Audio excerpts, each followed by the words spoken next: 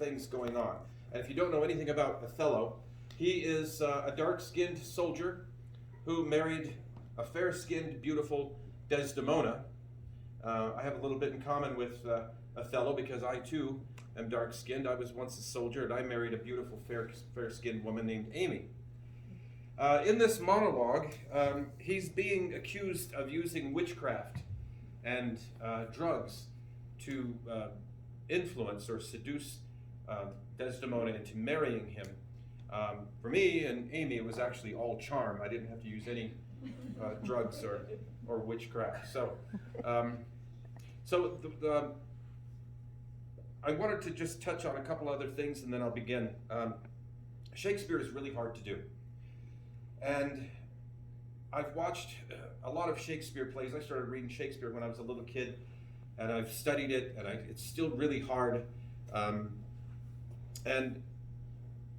I think one of the reasons is why, is because these actors that come up on stage and they're doing Shakespeare, they can rattle it off a million miles a minute, and they're getting iambic pentameter all over the audience, But I think a lot of times they don't even know what they're saying.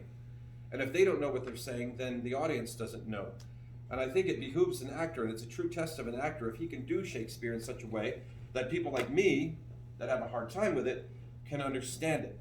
The last thing I want to say before I begin is this monologue is about him, Othello, offering testimony to the Senate in Venice to address the accusations. And it occurred to me, I woke up at 3 o'clock this morning, it occurred to me that why didn't Othello just tell the Senate where to stick it? He didn't have to answer to any of those guys, but he did. And it occurred to me that this accusation at Othello wasn't personal. In my opinion, this is just an interpretation, but this is an accusation against everybody that looks like Othello. And as a Native American veteran who has been made to feel less than welcome, even though I did serve my country, I kind of can relate to this.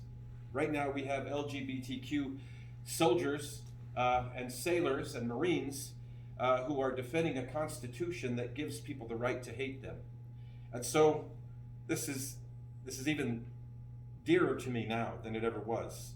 So with that, I will go ahead and do this, and I hope you understand. If you have any questions about it, come to me later on, and I'll be happy to try to answer them. So here it is, Othello, Act 1, Scene 3 by William Shakespeare.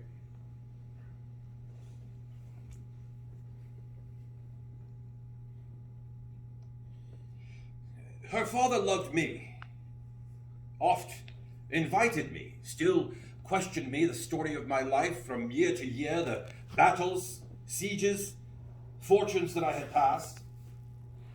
I ran it through, even from my boyish days to the very moment that he bade me tell it, wherein I spoke of most disastrous chances, moving accidents by flood and field, hairbreadth escapes in the imminent deadly breach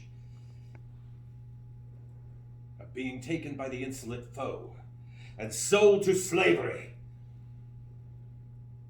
of my redemption thence, and portents in my travels history, when of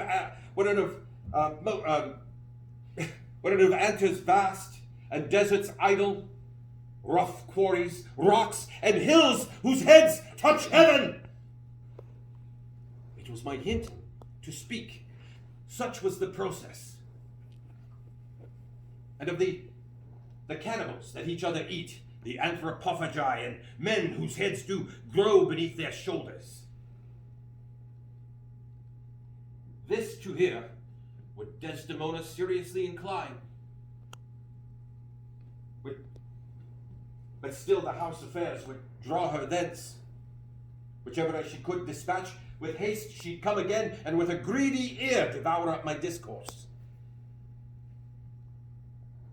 While I, observing, took once a pliant hour,